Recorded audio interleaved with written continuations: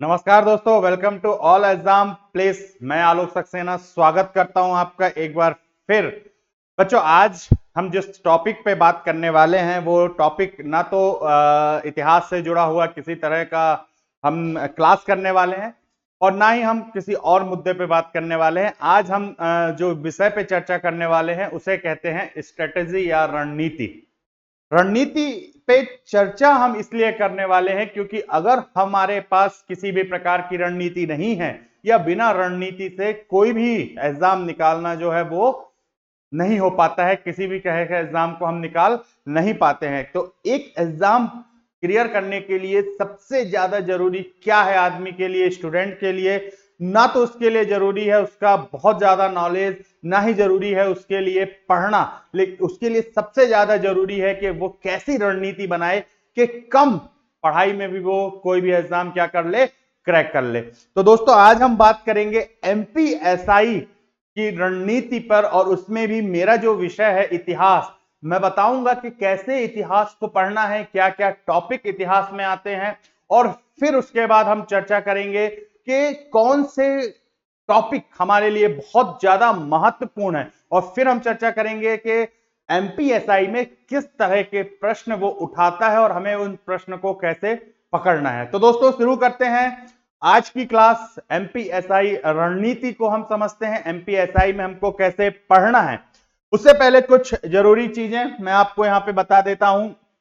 हमारे all exam place के जो कोर्सेज हैं उनको आप अच्छे से देख लीजिए। हम MPPSC pre, forest service, teaching से जुड़े हुए सारे एग्जाम, मैथ स्पेशल, सी सेट, एसएससी पटवारी और एमपी जीके स्पेशल, ये सारे के सारे कोर्स जो कि हमारे लिए किसी भी एग्जाम को क्रैक करने के लिए जरूरी है, ये हमारे पास सारे के सारे कोर्स अवेलेबल हैं। उसके बाद अगर हम देखें तो हम MPPSC mains, forest, MPPSC police, हाँ पुलिस जिसकी एसआई की रणनीति पर आज हम चर्चा करेंगे, और रीजनिंग स्पेशल बैच, ये भी हमारे पास पूरी तरह से उपलब्ध है। और इन सारे कोर्सेज को आप ऑल एग्जाम प्लेस पे जाकर उसकी ऐप को डाउनलोड करके इनको देख सकते हैं। और अगर आपको लगता है कि इनको आपको लेना है तो आप इन कोर्सेज के बारे में नीचे जो फोन नंबर दिए हैं उन पे आप बात कर सकते हैं, ठीक है। उसके अलावा यहां पर टेलीग्राम चैनल भी है ऑल एग्जाम प्लेस का, उस पर भी आप जा सकते हैं। तो चलिए, ये तो हमारे कोर्सेज की बात हो गई। अब हम आते हैं अपने मुद्दे पे और उन मुद्दों की चर्चा करते हैं जिनके लिए आज का ये सेशन मैं आपके लिए लेके आया हूं। ज्यादा बड़ा सेशन नहीं लूंगा, केवल उन चीजों पर हम चर्चा करेंगे जो हमारे लिए बहुत ज्यादा जरूरी हैं। तो ऑल एग्जाम प्लेस में एमपीएसआई 2021 का बैच शुरू हो चुका है। कंप्लीट कोर्स आपको यहां पर मिल रहा है। देखिए इसमें क्या क्या मिल रहा है, आप पहले ये देखिए, फीस बाद में देखा कीजिए। सबसे पहले फैसिलिटी देखिए और फिर देखिए कि इस फैसिलिटी के हिसाब से फीस कितनी कम रखी गई है। आपको मिल रहे हैं वीडियो लेक्चर्स, आपको मिल रहे हैं नोट्स, आपको मिल रहे हैं पीडीएफ, ठीक है। मतलब कि आपको पूरे मोबाइल में पीडीएफ आपको मिल जाएगी जिसको आप कहीं भी बैठ के पढ़ सकते हैं। टेस्ट सीरीज, डेमो वीडियो और लाइव डाउट सेशन। सबसे इंपॉर्टेंट चीज आपको मिल रही है लाइव डाउट सेशन, जहां पे आप अपने डाउट्स पूछ सकते हैं और आपको यहाँ की जो फैकल्टी है स्पेशल आपको के डाउट्स क्या करेंगी, क्लियर करेंगी। और ये सारी फैसिलिटी आपको मिल रही है मात्र 3500 रुपए में। 3500 रुपए, बहुत ही छोटा सा अमाउंट, ठीक है। तो ये तो मैंने आपको वो चीज समझा दी है जो आपके हित में है। आगे हम बात करते हैं हमारी रणनीति पे। तो हम बात करते हैं अपने एमपीएसआई की रणनीति पे बात करते हैं कि हमें कैसे करना है। तो उसके लिए सबसे पहले मैं बोर्ड में आपको कुछ समझाना चाहूंगा। अगर मैं एमपीएसआई की बात करूं तो एमपीएसआई में दो पेपर होते हैं, आपको पता होना चाहिए। एक होता है जिसमें आपका हिंदी और इंग्लिश आता है, और एक पेपर जो होता है उसमें आपके आते हैं जीएस, यानी कि जनरल स्टडी, सामान्य अध्ययन। ये जीएस की अगर मैं बात करूं तो जीएस में एक पोर्शन होता है हमारा जिसे हम कहते हैं हिस्ट्री या इतिहास। और ये जो इतिहास या हिस्ट्री आप लोग देखते हैं, इसके क्वेश्चन अभी पिछले कुछ सालों से लगातार बढ़ते जा रहे हैं। देखिए, मैं ये नहीं कहूंगा कि बहुत ज्यादा आते हैं, लेकिन अगर आप देखेंगे तो किसी भी कॉम्पिटेटिव एग्जाम में इतिहास के 4 से 5 क्वेश्चंस हमको मिलते हैं। अब हमारे मन में जो सबसे पहला डाउट आता है वो आता है कि सर 2 ही क्वेश्चंस तो आने हैं, 3 ही क्वेश्चंस तो आना है इतिहास के। तो मेरे भाइयों, मैं आपको बताता हूं मैंने बोर्ड क्यों खोला है। एमपीएसआई का जो पेपर है वो पूरा का पूरा पेपर होता है ऑनलाइन, और ऑनलाइन पेपर होने के कारण तकरीबन 25 दिन ये पेपर चलता है, और हर दिन 2 शिफ्ट चलती हैं, मतलब के 50 पेपर। और 50 पेपर में अगर एक पेपर में भी 3 क्वेश्चन हिस्ट्री के आते हैं तो 150 क्वेश्चंस आपको पढ़ने हैं, क्योंकि आपको नहीं पता है कि आपको कौन सा सेशन मिलेगा और उस सेशन में आपका कौन सा क्वेश्चन आता है। तो समझिए, यहां पर 3 क्वेश्चंस को देख के मत आप तैयारी कीजिए, आप तैयारी कीजिए यहां पर 150 क्वेश्चन, 150 क्वेश्चन हिस्ट्री के आएंगे, क्योंकि हर एक सेशन में 3 क्वेश्चंस तो आपके हिस्ट्री के आएंगे ही। अगर 2 क्वेश्चन भी आते हैं हिस्ट्री के तो ये आंकड़ा आता है 100 पे। तो 100 क्वेश्चंस कवर करना है तो उसके लिए हमें क्या करना होगा, इतिहास में हर एक सब्जेक्ट, हर एक टॉपिक को अच्छे से पढ़ना होगा। चलिए, अब व्यापम में अगर या एसआई में हम इतिहास की बात करें तो सिलेबस में केवल और केवल लिखा है इतिहास, लेकिन उस इतिहास में क्या क्या आता है, कौन कौन से टॉपिक आते हैं, उस पर हम चर्चा कर लेते हैं। सबसे पहले अगर मैं बात करूं तो हमारे इतिहास में पहला सेशन है प्राचीन भारत। प्राचीन भारत में हमें कुल 8 या 9 टॉपिक हमें क्या करने होते हैं, कवर करने होते हैं। इसमें सबसे पहला टॉपिक आपका आता है सिंधु घाटी सभ्यता, दूसरा वैदिक काल, महाजनपद, जैन बौद्ध, मौर्य, मौर्योत्तर, गुप्त, गुप्तोत्तर और राजपूत। अब यहां से भी हमें पूरे टॉपिक अच्छे से नहीं पढ़ना है, हमें यहां पर देखना है कि इंपॉर्टेंट टॉपिक कौन कौन से होते हैं। तो यहां पर अगर हम इंडस वैली सिविलाइजेशन यानी सिंधु घाटी सभ्यता, वैदिक काल, उसके बाद सीधा अगर हम आ जाएं तो जैन बौद्ध, मौर्य, पोस्ट मौर्य, और यहां पर देखें तो हम गुप्त। ये जो इतने टॉपिक हैं, मतलब कि हमारे 6 टॉपिक जो है एशियन के, इनसे ऑल ओवर क्वेश्चंस हमारे क्या हो जाते हैं, कवर हो जाते हैं। उसके बाद हम आते हैं एशियन हिस्ट्री के बाद दूसरा हमारा आता है मध्यकालीन भारत। तो मध्यकालीन भारत में हमारे पास 4 टॉपिक हैं। इन 4 टॉपिक में अगर हम पहली बात करते हैं तो पहला है भारत में इस्लाम का प्रवेश, दूसरा है गुलाम वंश, तीसरा है विजयनगर और चौथा है मुगल वंश। अब इसमें भी हमें बहुत ज्यादा टॉपिक में हमें नहीं पढ़ना है, हमें जब मालूम है कि अगर मैं बताऊं भारत में इस्लाम का प्रवेश, तो यहां पर 2 नाम है जो हमारे लिए महत्वपूर्ण है, एक तो महमूद गजनवी और एक मोहम्मद गौरी। इनसे क्वेश्चंस बनता है। गुलाम वंश की अगर मैं बात करूं तो इससे आप इल्तुतमिश, कुतुबुद्दीन ऐबक, बलबन, अलाउद्दीन खिलजी और मोहम्मद बिन तुगलक, बस इतने मेन है जिनसे हमारे हर साल क्वेश्चंस आते हैं। क्वेश्चंस कहीं से भी आ सकते हैं, लेकिन हम अगर आइडिया बनाए अपनी रणनीति का तो ये पोर्शन है जहां से ज्यादा क्वेश्चंस आते हैं। विजयनगर की अगर मैं बात करता हूं तो विजयनगर से एक शासक हो गए कृष्णदेव राय, जिनसे क्वेश्चंस बनता है, और दूसरा यहां पर आने वाले यात्री यानी कि यहां पर आने वाले ट्रेवलर कौन से आए थे, निकोलो कॉन्टी, ठीक है ना। उसके बाद अगर हम बात करें तो अब्दुल रज्जाक, तो ये सब कब आए थे, इन पर चर्चा की जाती है। और मुगल में अगर हम बात करें तो यहां पर अकबर, उसके बाद शाहजहां और औरंगजेब, 3 ऐसे शासक हैं। मतलब कि अगर हम इतना पढ़ लेते हैं तो मिडाइवा हिस्ट्री में ज्यादातर 99.9% क्वेश्चंस जो हैं यहीं से आएंगे और हमारे क्या हो जाएंगे, सही हो जाएंगे, ठीक है। तो इस चीज को आपको समझना है। आधुनिक भारत की अगर मैं बात करूं तो आधुनिक भारत में आपके जो इंपॉर्टेंट है, देखिए आधुनिक भारत जो होता है वो किसी भी एग्जाम में सबसे इंपॉर्टेंट होता है। क्यों होता है, क्योंकि आधुनिक भारत से क्वेश्चंस बहुत बनते हैं और आधुनिक भारत में बहुत ही इंपॉर्टेंट फैक्ट दिए होते हैं जो कि हमें अच्छे से पढ़ना है। तो यहां पर अगर हम बात करें तो कृषक आंदोलन, देसी रियासतें, यूरोपीय कंपनियों का आगमन, सामाजिक धार्मिक सुधार आंदोलन, जनजातीय आंदोलन, भारतीय राष्ट्रीय आंदोलन और प्रमुख संस्थान, यहां पर हमें इन सब टॉपिक्स को यहां पर पढ़ना है। तो पढ़ना हमको इसीलिए है इन सब टॉपिक्स को कि वो यहां से कहीं से भी क्वेश्चन दे सकता है। लेकिन फिर वही बात कि हमारे लिए इन टॉपिक्स में भी कौन सा इंपॉर्टेंट है। तो देखिए, अगर हम बात करें तो सामाजिक धार्मिक सुधार आंदोलन हमारे लिए इंपॉर्टेंट है।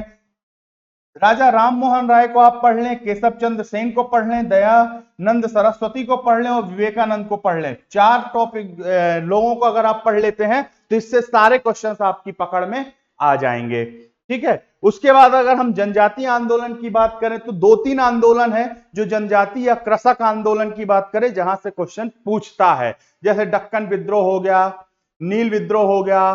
ठीक। उसके बाद अगर हाँ कि मुंडा विद्रोह, 3 बस, और रामोसी, 4 ऐसे विद्रोह हैं जिनसे वो क्वेश्चन पूछता है। तो हमें पूरे जनजातीय आंदोलन नहीं रखना है, यही तो रणनीति है। गधों में और घोड़ों में फर्क क्या होता है? यही होता है। क्या होता है? घोड़ा वही चीज पढ़ता है जो उसके लिए जरूरी होता है। तो हमें यहां पर जरूरी क्या है ये हमें देखना है। राष्ट्रीय आंदोलन की अगर मैं बात करूं तो यहां पर बहुत कुछ इंपॉर्टेंट है। आप गांधी को पढ़ लीजिए और आप कांग्रेस को पढ़ लीजिए, आपके लगभग सारे से सारे क्वेश्चंस यहां पे कवर हो जाते हैं, क्योंकि 1915 में गांधी जी आए, उसके बाद उन्हीं से जुड़े हुए सारे फैक्ट आपको यहां पर क्या है मिल जाते हैं। ठीक है। तो ये सारी चीजें अगर आप यहां पर देखेंगे तो इन सारे टॉपिक हमारे लिए इंपॉर्टेंट है, लेकिन सबसे ज्यादा इंपॉर्टेंट है हमारे लिए भारतीय राष्ट्रीय आंदोलन।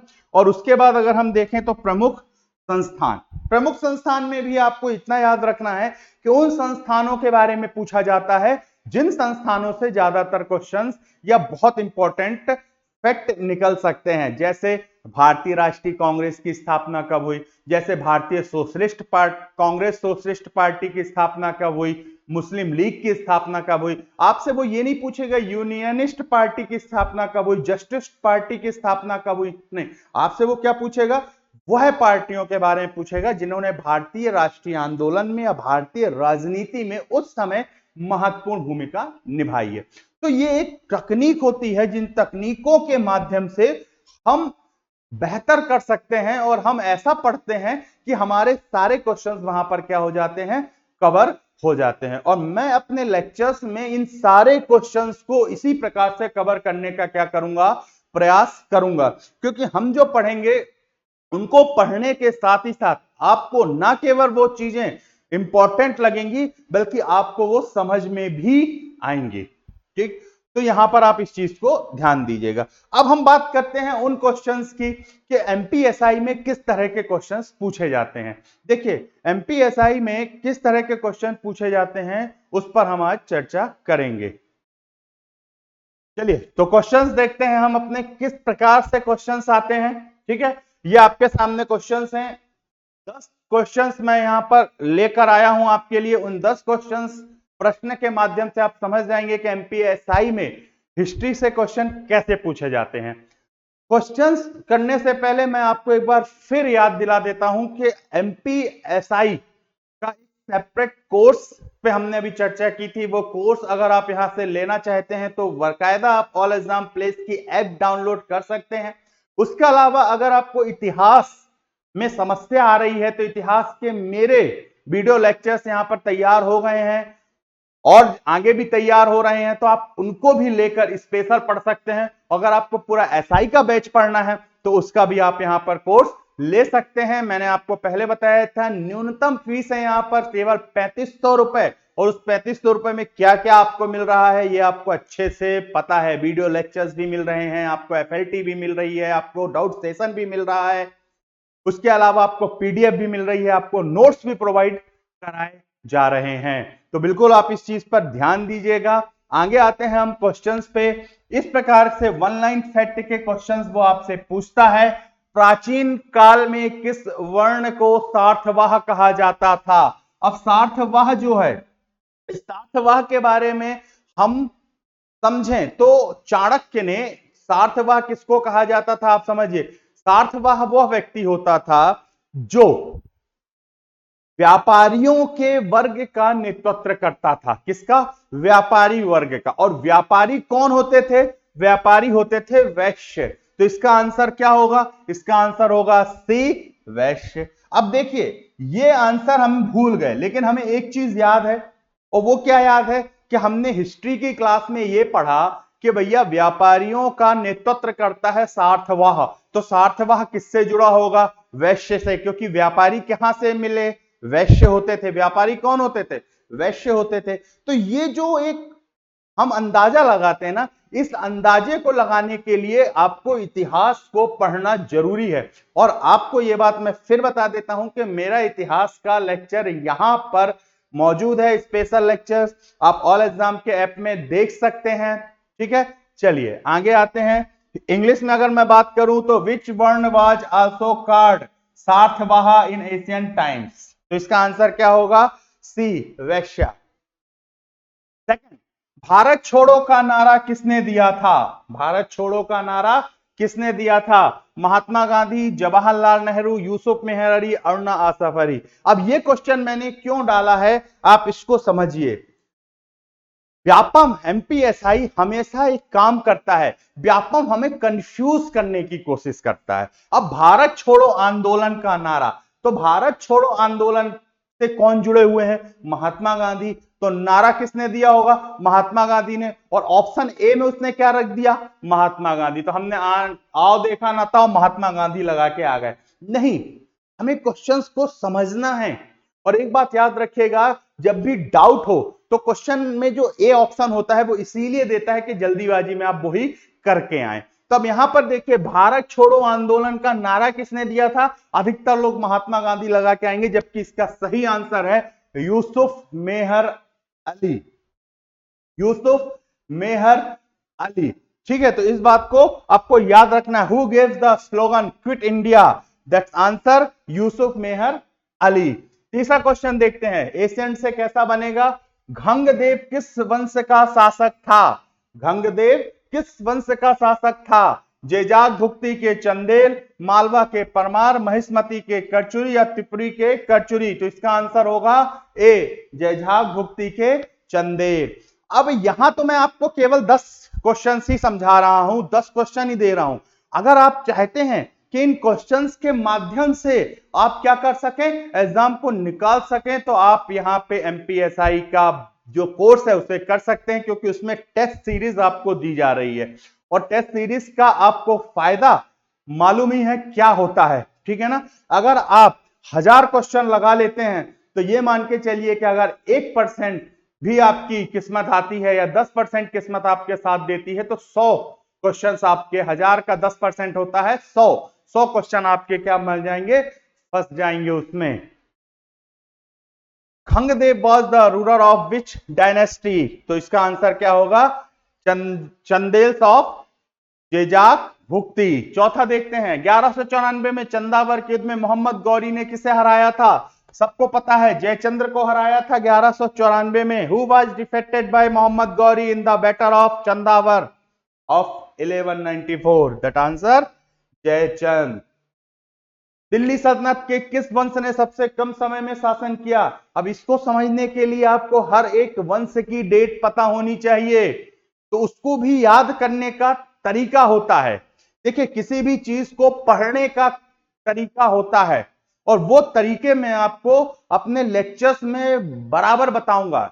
जैसे कि हमें आपको एक वो देता हूं मैं एग्जांपल, जैसे हमें पढ़ना है कि बाबर के युद्ध, तो हम क्या पढ़ेंगे? हम युद्ध रटेंगे तो हमें तो समझ में नहीं आएगा। तो हम कहेंगे भैया बाबर ने भारत में क्या किया? पानी पिया, खाना खाया, चद्दर ओढ़ के घर पे सो गया। अब हमें एक डेट याद करनी है, 1526। पानी पिया तो पानीपत, खाना खाया 1527 खानवा, चद्दर ओढ़ के घर पे तो घाघरा चंदेरी, फिर घर पे तो घाघरा, और सो गया मतलब मर गया। तो इस प्रकार की ट्रिक जो है वो आपको लगातार मिलती रहेंगी। तो दिल्ली सल्तनत के किस वंश ने सबसे कम समय तक शासन किया? तो इसका आंसर होगा खलजी वंश ने। विच dynasty of Delhi Sultanat rule for the shortest times? That answer is Khilji. Raja Ram Mohan Roy को राजा की उपाधि से किसने विभूषित किया? यह क्वेश्चन बहुत इंपॉर्टेंट है और एमपीएसआई में यह क्वेश्चन बहुत बार पूछा गया है, और इसका आंसर आपको पता होगा। इसका आंसर होगा मुगल सम्राट अकबर द्वितीय ने। और क्यों दिया था? इनको अपनी पेंशन बढ़वानी थी, तो अपनी पेंशन बढ़वाने के लिए राजा से ब्रिटिश संसद में ब्रिटिश क्राउन से बात करने के लिए किसको भेजा था? राजा राम मोहन राय को। और किसकी उपाधि दी थी?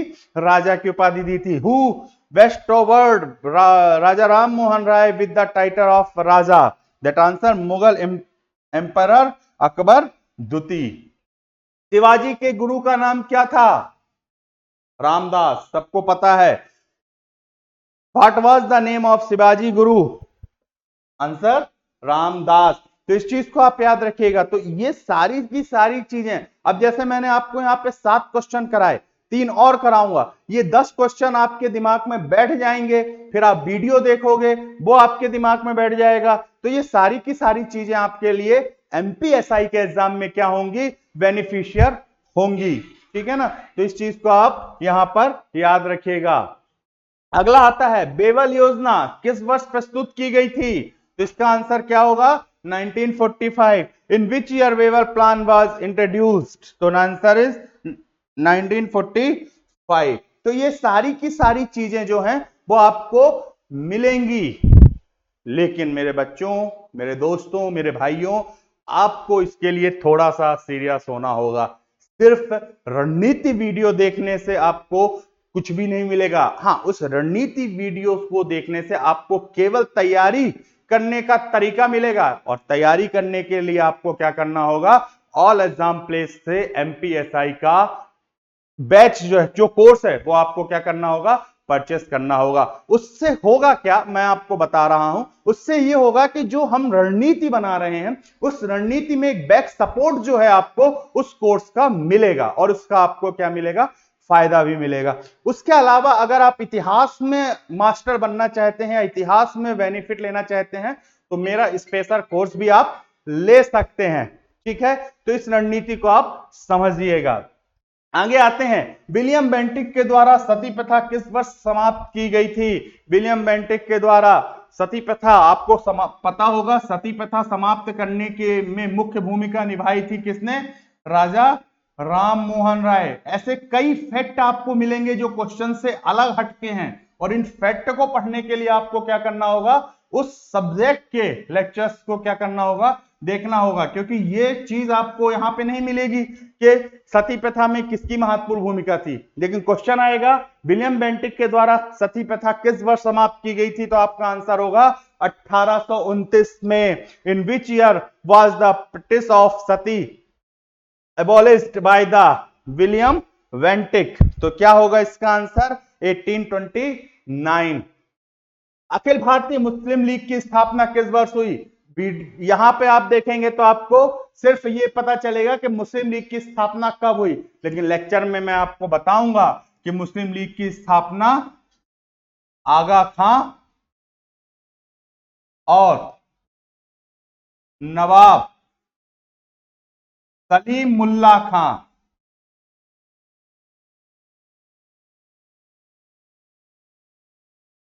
सलीमुल्लाह खान ने की।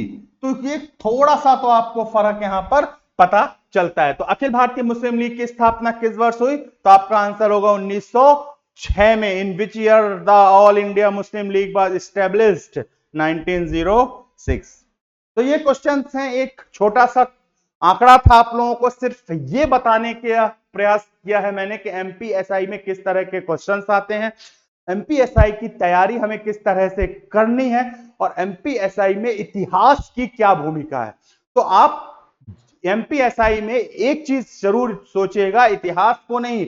आप ये मत सोचिएगा कि जीएस में हर सब्जेक्ट से 3 क्वेश्चन आते हैं। आपको यह सोचना है कि आपको कौन सा सेशन मिल रहा है, मायने रखता है। 25 पेपर होंगे और 25 दिन 2 पेपर होंगे 50। और अगर 2 क्वेश्चन भी आए आपके, तो किसी भी सब्जेक्ट के 100 क्वेश्चंस आपको कवर करना है। ठीक है ना? तो इन चीज को आपको क्या करना है? याद रखना है। तो इस 100 क्वेश्चंस के कारण हर सब्जेक्ट एमपीएसआई में क्या हो जाता है? इंपॉर्टेंट हो जाता है। क्योंकि आपको नहीं पता कि आपको कौन सा दिन मिलेगा और कौन सा वक्त मिलेगा। ठीक है? आगे एक बार फिर खत्म करने से पहले अपनी रणनीति को आप लोगों से साथ जो मैंने शेयर किया है, उसके समापन से पहले मैं आपको फिर एक बार याद दिला देना चाहता हूं। अब आप लोग सोच रहे होंगे, सर इतना बार बार याद क्यों दिला रहे हैं? तो मुझे बचपन से सिखाया गया है कि अच्छी चीजें जो हैं वो बार बार याद दिलानी चाहिए। जहां लोगों का फायदा हो उन्हें बार बार उस चीज के बारे में समझाना चाहिए। और बच्चों, हम तो आपके फायदे के लिए यहां बैठे हैं। हम तो सबसे ज्यादा, हमारा पहली प्रायोरिकता ये रहती है कि हम कम से कम पैसे में आपको ज्यादा से ज्यादा चीजें मुहैया करा सकें। और देखिए, जैसे कि यहां कराया जा रहा है वीडियो लेक्चर्स। आप सोचिए, वीडियो लेक्चर्स में आप सामने वाले से पूरे फैकल्टीज के लेक्चर पढ़ सकते हैं, प्लस पढ़ने के बाद रिवाइज करने के लिए आपको नोट्स भी मिल रहे हैं, उसके बाद लगाने के लिए टेस्ट सीरीज, तीनों हम दे रहे हैं आपको। पहले हम पढ़ाएंगे, फिर रखवाएंगे, फिर टेस्ट करवाएंगे, और टेस्ट में आपको डाउट होगा तो डाउट भी हम करवाएंगे। सब हम ही करवा रहे हैं, आप क्या नहीं, आप क्या करोगे, आप पहले देखोगे, वो हम करवा रहे हैं। फिर क्या करता है आदमी, पढ़ता है, हम पढ़वाएंगे, आपको कुछ नहीं करना, नोट्स हम दे रहे हैं। फिर क्वेश्चन लगाता है, वो भी हम कर रहे हैं। फिर क्वेश्चन में डाउट होता है तो पूछे किससे, हमसे पूछो, हम बैठे हैं ना। आपको तो केवल इतना देना है।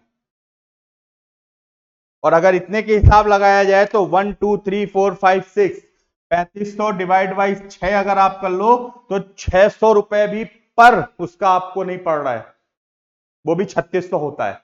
तो आप सोचें, समझदार लोग हैं, भविष्य में आपको प्रशासन में जाना है, तो आपके अंदर इतना होना चाहिए कि आपको समझ में आना चाहिए कि आपके लिए क्या अच्छा है, क्या बुरा है। मैं केवल आपके भले की चीजें आपको बता सकता हूं, बाकी तो आपके ऊपर है। ठीक है, तो चलिए आज की रणनीतिक क्लास मैं यहीं पे खत्म करता हूं। ठीक है ना, अगले जब भी मुझे ऐसा लगा कि आपके लिए नई रणनीति लेके आना है, मैं फिर आपके सामने उपस्थित होऊंगा। हम फिर नई रणनीति पे बात करेंगे, एमपीएसआई की रणनीति पे बात करेंगे, इतिहास की रणनीति पे बात करेंगे। अभी आप आज्ञा दीजिए अपने दोस्त, अपने भाई आलोक सक्सेना को,